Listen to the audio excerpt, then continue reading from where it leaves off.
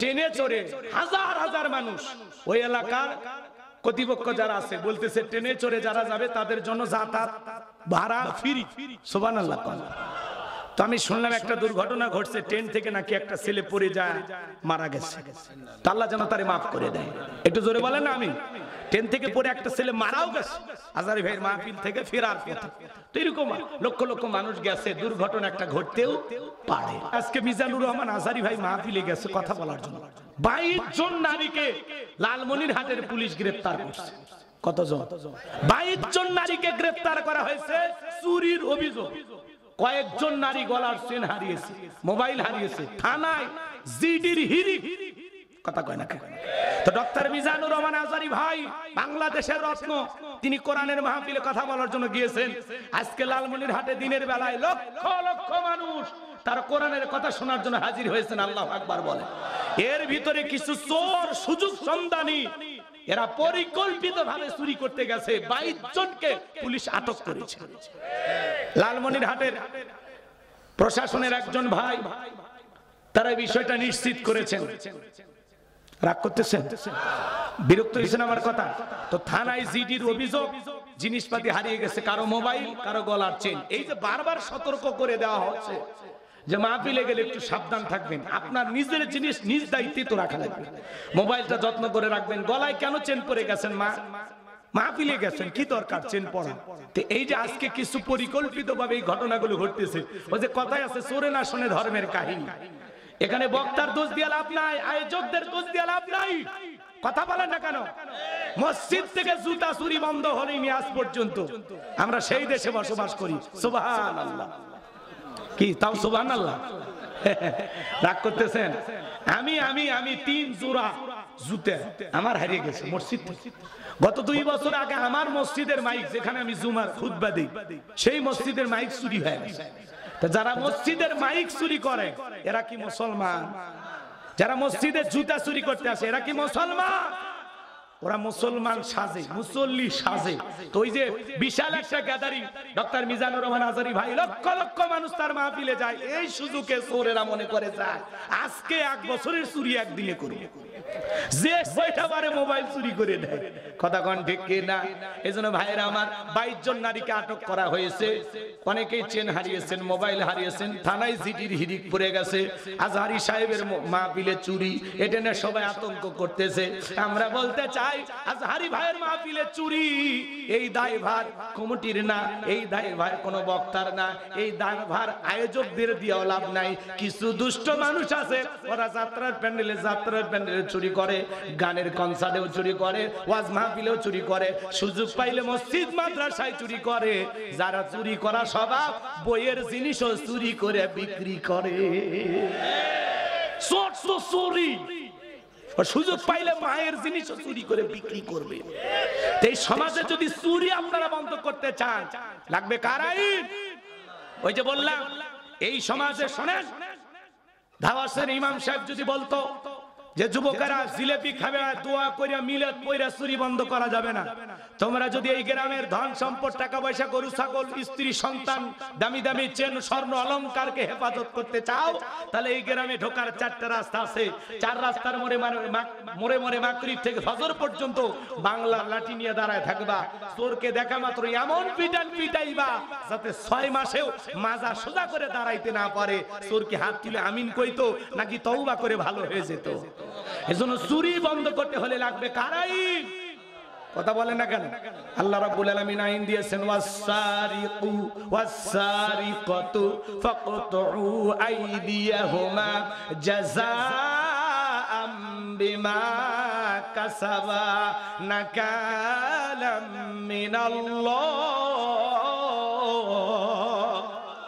সূরা মাইদার 38 নম্বর আয়াতে 1500 বছর আগে আল্লাহ আইন দিয়েছেন, চোর পুরুষ হোক আর নারী হোক, আল্লাহর বিধান, আল্লাহর আইন, আল্লাহর ফয়সালা হলো চোরের ডান হাতের কবজি কেটে দাও। একটা চোরকে নিয়ে যায় যদি আমরা বাইতুল মুকাররমের সামনে নিয়ে চোরের হাত কেটে সোশ্যাল মিডিয়াতে সুন্দর করে যদি আমরা প্রচার করতে পারতাম যে বাংলাদেশের পার্লামেন্টে আইন পাস করা হলো, আজ থেকে চুরি করলেই চোরের হাত কেটে দেওয়া হবে, সেটা নারী হোক আর পুরুষ হোক, ডান হাতের কবজি কেটে দেওয়া হবে।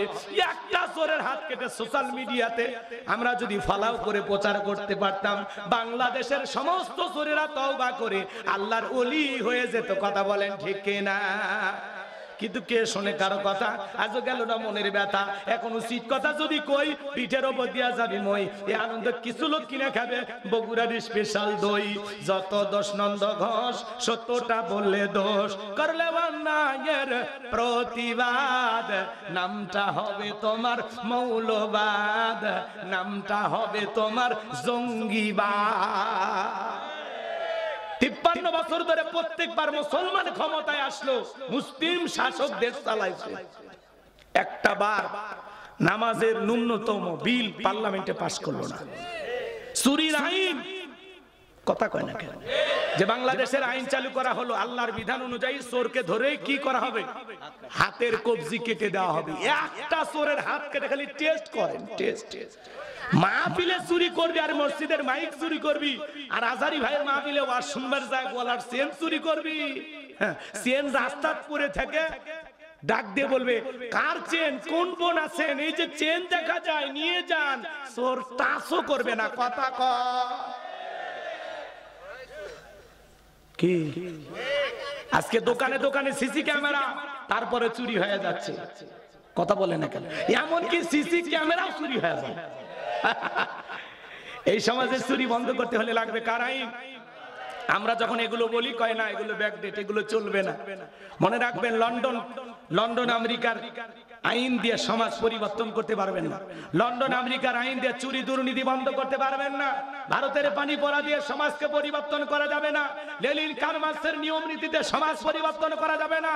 এই সমাজে শান্তি প্রতিষ্ঠিত হবে সেই দিন আল্লাহর কোরআন দিয়া জমিনটা চলবে যেই দিন। এই জমিনে আল্লাহর আইন চালু হোক। কারা কারা চান হাত তুলে দেখা? লিল্লাহি তাকবীর। এই জন্য ওয়াজ মাহফিলে দোষ দিয়ে লাভ নেই। আজারি সাহেবের মাহফিলে চুরি, তাহলে মানুষ কি ওয়াজ শুনতে যায় নাকি চুরি করতে যায়? এই সমালোচনা করে লাভ হবে না, কারণ বিশাল বেদার, বিশাল গ্যাদারিং, বোঝেন নাই? ওখানে কিছু সুযোগ সন্ধানী মানুষ যায় ওই সময়টাকে কাজে লাগানোর জন্য। কথা বলে না কেন? যেখানে লোকজনের ভিড় সেখানে চুরি হয় কিনা? শহরেও দেখবেন যে জায়গাতে লোকজনের বেশি ভিড় ওই জায়গাতে দেখবেন ছিনতাইকারী বেশি, পকেটমার বেশি। তো এটা বক্তার দোষ দিয়ে লাভ নাই। ডক্টর মিজানুর রহমান আজারি ভাই আজকে লালমনিরহাটে নতুন এক ইতিহাস। উত্তরবঙ্গে এত বড় মাহফিল আর কখনো মানুষ চোখে দেখেনি। লক্ষ লক্ষ, কয়েক লাখ মানুষ এসে হিসাবই করা যাবে না। আল্লাহু আকবার বলে। এই যে ইসলামের গণজোয়ার, যেভাবে ওলামা ইকরামদের কথা শোনার জন্য এই দেশের তরুণেরা ছুটে যাচ্ছে, ট্রেনের এদিক খেয়াল করেন, ট্রেনে চড়ে হাজার হাজার মানুষ। ওই এলাকার কর্তৃপক্ষ যারা আছে বলতেছে ট্রেনে চড়ে যারা যাবে তাদের জন্য যাতায়াত ভাড়া ফ্রি। সুবহানাল্লাহ। তো আমি শুনলাম একটা দুর্ঘটনা ঘটছে, ট্রেন থেকে নাকি একটা ছেলে পড়ে যায় মারা গেছে। আল্লাহ যেন তারে মাফ করে দেয়। একটু জোরে বলেন না আমিন। ট্রেন থেকে পড়ে একটা ছেলে মারাও গেছে আজারি ভাইয়ের মাহফিল থেকে ফেরার পথে। তো এরকম লক্ষ লক্ষ মানুষ গেছে, দুর্ঘটনা একটা ঘটতেও পারে। এখানে তো দোষ নাই, অনেক সময় তো এরকম হয়, তাই না ভাই? এই জন্য চুরি হচ্ছে, মোবাইল চুরি হচ্ছে, স্বর্ণের চেন চুরি হচ্ছে, এগুলো নিয়ে যারা আলোচনা করতেছেন আমরা বলতে চাই ভাই এগুলো বন্ধ হবে সেই দিন এই জমিনে আল্লাহর আইন দিয়ে বিচার করা হবে যেই দিন। চোরের আইন আল্লাহ দিয়েছেন, খালি বিচার করে দেখেন সমস্ত চোরেরা তওবা করে আল্লাহর ওলি হয়ে যাবে। কথা বলেন ঠিক কিনা? লিল্লাহি তাকবীর। সম্মানিত ভাইয়েরা আমার, আমি যে কথা বলতে চাচ্ছিলাম বাজান, জিবরাইল এসে বলে নবী আল্লাহ দোয়া কবুল করবে না। আপনি সাহাবায়ে কিরামদের মধ্যে ঘোষণা করেন আপনার সাহাবীদের মধ্যে এমন কেউ কে আছে যে মক্কার মহাবীর আমরের সাথে মোকাবেলা করবে?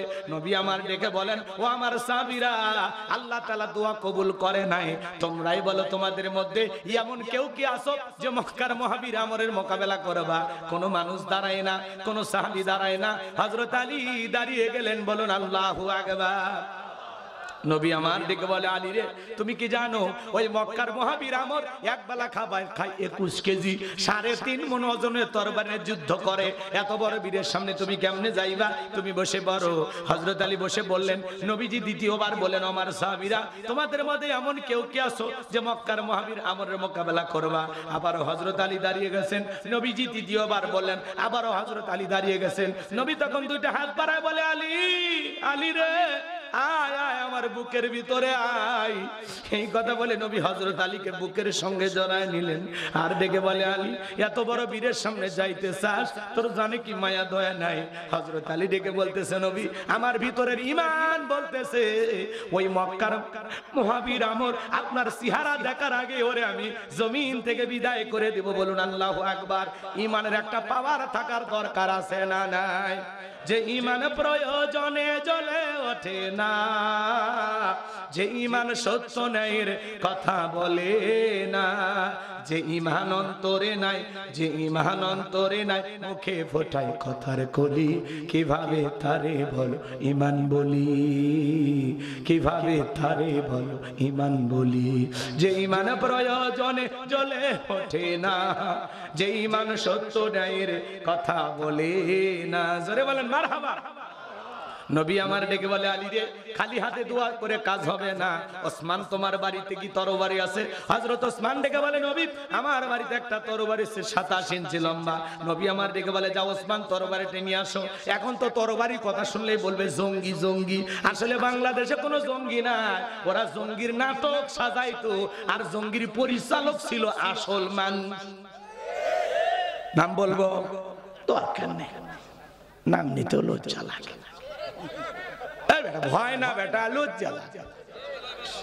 রাগ করতেছে বাংলাদেশে কোনো জঙ্গি না ওরা জঙ্গির নাটক সাজাই কথা কি বুঝছেন ওদের নাম যত নিবেন তত ওদের প্রচার হবে দরকার আছে কি কারা এগুলো নাটক সাজাইতো বিগত 16 বছর যারা ক্ষমতার চেয়ারে বসেছিল তাই তো বলি এত জঙ্গি কোথা থেকে আসে হঠাৎ করে এখানে জঙ্গি বিশাল বাড়ি ঘেরাও করে রাখে বলে সারা রাত অভিযান চলে দেখা কয়েকটা দাঁড়িয়েলা বলে আগে ভাগে ভিতরে ঢোকায় দিয়ে মানুষের আতঙ্ক বাংলাদেশের মানুষও বুঝাইতো যে অলি গলি জঙ্গিতে ভরে গেছে আমরা ক্ষমতা থাকলে জঙ্গি নিধন করব না হলে তোমরা একেবারে শেষ হয়ে যাবা এলে নাটক ইস্যু ইস্যু তৈরি করতো মানে ওরা জঙ্গির নাটক বিভিন্ন নাটক তৈরি করিয়া পাবলিককে ওই দিকে দৃষ্টিপাত করতো যে এইদিকে তাকাও জঙ্গি ধরছি আর এদিকে ক্ষমতার 2 বছর 4 বছর 5 বছর কেটে যায় বছরের পর বছর ক্ষমতায় থাকে কখন যে 16 বছর হয়েছে আমরা জানি না কথা কয় না এই জন্য বাজান ওদেরকে সেনা বড় দায় সামনের দিকে যায় মজা পাবেন যে কথা আমি বলতে চাচ্ছিলাম এইবার হযরত ওসমান তরবারি এনে দিলেন নবী আমার হযরত আলীর হাতে তরবারি ধরায় দিলেন হযরত আলী তরবারি পায়ে মারছে দৌড়াইতে দৌড়াইতে আমরের মুখোমুখি হয়ে গেছে যখন এইবার আমর ডেকে বলে কি রে পিচ্চি আলী তুই কেন আমার সামনে হযরত আলী বলতেছে পিচ্চি নাকি পরে বুঝাইতেছি বলেন আল্লাহু আকবার আর একটু জোরে বলেন আল্লাহ এইবার শুনেন ভাইরা আমার আলী হযরত আলী তরবারিতে দাগ টানতেছেন দাগ টানা বোঝেন একটা দোয়া পড়ে দাগ টানতেছেন এই দোয়াটা পড়ে বাড়ির চতুর্দিকে ফু দিতে পারলে বড় বড় দুর্ঘটনার হাত থেকে আল্লাহ আপনার পরিবারকে হেফাজত করবেন বলুন আল্লাহু আকবার কি সেই দোয়াটা শুনবেন হযরত আলী দোয়া পড়তেছেন আর দাগ টানতেছেন দাগ টানা বোঝেন না বগুড়ার মানুষ এইবার দাগটা টানার পরে তরবারিটা উঁচু করে বলতেছে এই মক্কার কাফেরের বেটা আমর তোর যদি সাহস থাকে দাগটা পার হয়ে দেখা এ আয় আয় খেলা হবে আয় আল্লাহু আকবার বলেন বাড়িতে ঢুকছে চোর বাড়িওয়ালা ল্যাংড়া 2 পাই না কিছু না হোক যদি ওই বাড়ির লোকটা আওয়াজ দিতে পারে কণ্ঠ দিয়ে চোর থাকবি না ভাগে দৌড় মারবি একটা আওয়াজে অনেক কিছু ঘটে কথা বলে ঠিক কি না সম্মানিত ভাইয়েরা আমার মন খারাপ করবেন না বাজান আমি যে কথা বলতে চাচ্ছিলাম ওই যে কথা আছে ছোট মরিচের ঝাল বেশি হযরত আলী বলতেছে বাপের বেটা হয়ে থাকলে দাগটা পার হয়ে দেখো এ আয় দাগটা পার হয়ে নবীজির কাল্লা নিতে যায় আয় আল্লাহু আকবার বলেন।